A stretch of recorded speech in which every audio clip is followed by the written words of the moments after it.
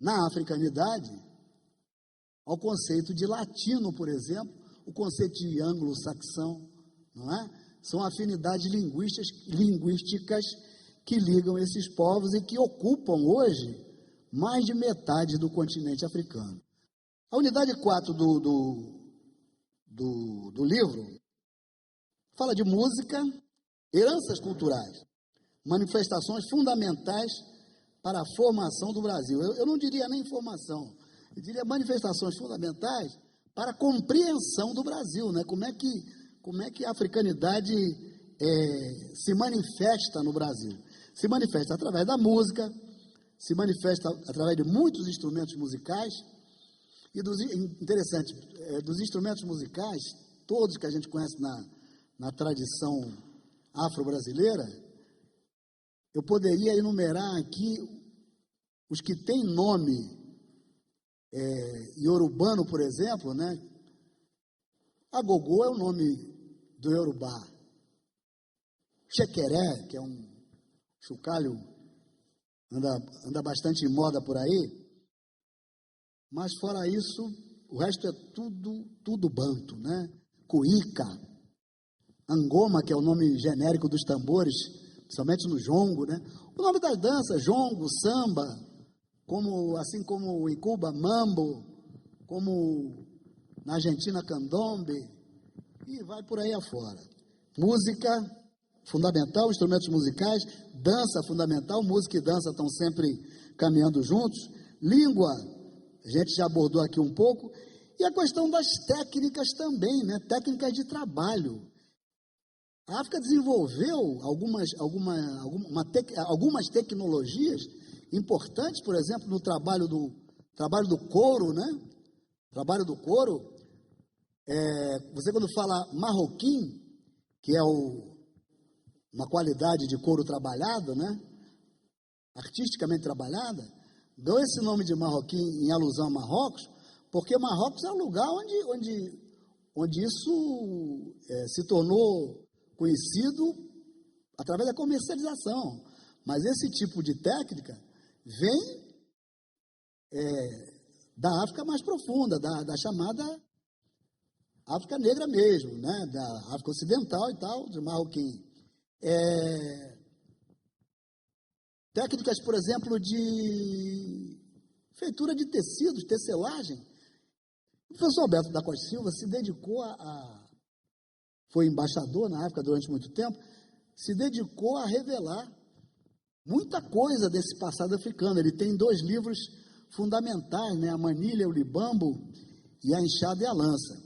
Então ele fala do desenvolvimento, por exemplo, da tecelagem africana. Uma tecelagem que chegou ao Brasil numa forma que se difundiu pela Bahia, principalmente da Bahia, chamado pano da costa, que é aquele pano que a baiana usa, né? Aquele chale.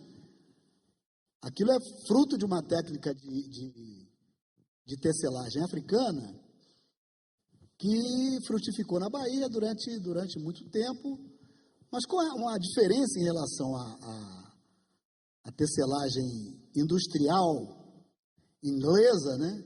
É que os africanos não construíram máquinas que pudessem tecer panos, não construíram teares que pudessem tecer panos, mas com largura maior, e aí o pano da costa virou apenas uma curiosidade, vamos dizer assim, folclórica, né? Uma curiosidade do passado.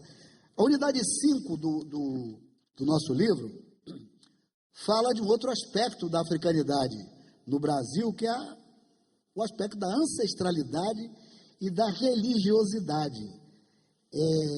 Sobre as matrizes da religiosidade africana no Brasil, a questão da Umbanda como alguma coisa que nasceu africana e foi, de certa forma, manipulada por algumas correntes e tomou um caráter muito interessante, que a Umbanda, a partir de um determinado momento, ela se globalizou ao ponto de ser um produto de exportação, né? A Umbanda ganhou o Cone Sul, daqui a pouco já estava na Europa e tal, mas sempre perdendo muito em termos de africanidade. Existem livros escritos por alguns teóricos dessa Umbanda que negam a origem africana da Umbanda. Quando lá na Angola, no velho idioma quimbundo, essa palavra Umbanda já existe há muito tempo, com significado de cura, de tratamento, com um significado ligado a esse contexto de religiosidade que a gente conhece. Mas, independente dessa Umbanda globalizada, a gente sabe que existem nos redutos mais afastados, redutos que não foram atingidos pela febre urbana, né, pela coisa das comunicações. Certamente existem redutos que cultivam ainda a ancestralidade banta dos pretos velhos, das entidades de Angola e do Congo, com a relativa pureza com que essas crenças chegaram ao Brasil. A gente estuda também aqui os candomblés, várias vertentes do candomblés, as várias denominações, as várias formas, como é que se criou, como é que, não detalhando, evidentemente, porque isso, afinal de contas, é um livro didático, não é um livro religioso, mas a gente tem conhecimento dessa história. É uma história que transcorre paralelamente em todas as Américas. Quando a gente ouve falar em Vodou, por exemplo, no Haiti, que é uma concepção religiosa que foi altamente deturpada também pelo cinema norte-americano, num contexto em que os Estados Unidos dominaram o Haiti no início do século XX, o cinema americano também contribuiu para demonizar, para, vamos dizer assim, desqualificar o voodoo como religiosidade. Evidentemente que em toda prática religiosa existe a verdade, existe a impureza, existe as más intenções. A gente está vendo aí, com os exemplos do dia a dia, né, os inúmeros processos movidos contra supostos profetas com igrejas eletrônicas, fazendo pregações pela televisão, etc. Então a gente sabe que existe o bem e o mal em qualquer lugar, e evidentemente que o vodou não estaria imune a isso. A gente fala também do sincretismo, que é o sincretismo, quais são os cultos sincréticos. Chega na unidade 6, que é o abolicionismo. Lei Áurea, mostrando principalmente o seguinte: a Lei Áurea não foi uma concessão, não foi alguma coisa que chegou uma fada vestida de princesa e assinou a libertação. Não foi por aí. Foi todo um processo político que culminou nessa lei, mas uma lei que criou e vem criando ainda inúmeros problemas pelo fato de ser uma lei, de certa forma, me perdoem a crueza da palavra, mas foi uma lei, de certa forma, irresponsável, né? Quando você faz uma lei, diz assim, declaro extinta a escravidão no Brasil, e não diz o que vai fazer das vítimas dessa escravidão, né? Dos libertos a partir dali, o que vai acontecer com eles, vão ganhar casa para morar, vão ganhar terra para trabalhar. Não foi previsto, mas houve a intenção de se fazer. No cenário abolicionista, constantemente se exalta a figura, quase que isoladamente, a figura de Joaquim Nabuco e outros abolicionistas importantes, principalmente afrodescendentes, não recebem esse destaque. Eu citaria entre esses a figura do André Rebouças, que talvez se compreenda o porquê do certo apagamento da figura do André Rebouças. O André Rebouças era monarquista. André Rebouças, quando a República foi proclamada e a família real, família imperial brasileira, foi para a Europa, ele foi junto para lá também, e certamente a República, de certa forma, apagou a importância do André Rebouças. Mas o André Rebouças chegou a elaborar um anteprojeto de assentamento, assentamento fundiário, procurando soluções trabalhistas para os libertos do 13 de maio. No entanto, isso não foi considerado, mas esse documento existe.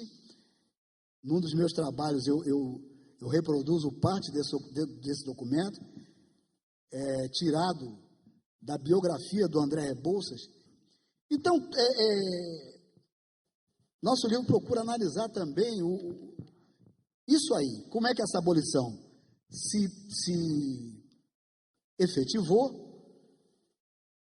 as consequências dessa abolição, digamos assim, irresponsável, que as consequências principais a gente percebe hoje na exclusão do elemento afro-brasileiro no contexto de poder da nossa sociedade 122 anos depois da Lei Áurea.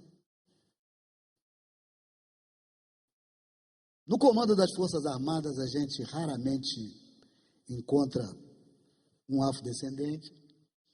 Nos tribunais, teve recentemente a figura do Dr. Joaquim Barbosa, mas é sempre uma exceção, né? Na própria representatividade política no Congresso, são muito poucos. Em relação aos Estados Unidos, por exemplo, a percentagem de afrodescendentes na população norte-americana não chega a 30%. No Brasil já chega a 60%. Vamos procurar comparar. Cadê o nosso Colin Powell? Não discuto posição política, não conheço. A figura do negro que chegou lá. Condoleezza Rice, cadê? Aí pergunta assim, quando é que o Brasil... Isso é uma pergunta que aconteceu muito quando o Barack Obama foi eleito. Quando é que o Brasil vai ter o seu Barack Obama? Bom, eu acho que antes de ter um Barack Obama, precisa ter outras coisas. Isso aqui isso é uma caminhada. Tem que ter os seus capitães de indústria, tem que ter os seus capitalistas, tem que ter os seus reitores, tem que ter os seus deputados, tem que ter os seus senadores, tem que ter os seus juízes, para depois chegar ao presidente. E a gente vê essa representação. Eu sou um crítico quanto mais dos meios de comunicação no Brasil, da representatividade da nossa afrodescendência nos meios de comunicação. A gente observa nas telenovelas, né, das empresas de televisão no Brasil que se dedicam a produzir telenovelas, há um padrão estabelecido, né, das famílias. Mas eu acho que há um pouco de falta de sensibilidade quando não se retrata nessas produções a sociedade brasileira na sua realidade. Quando se instaurou a estética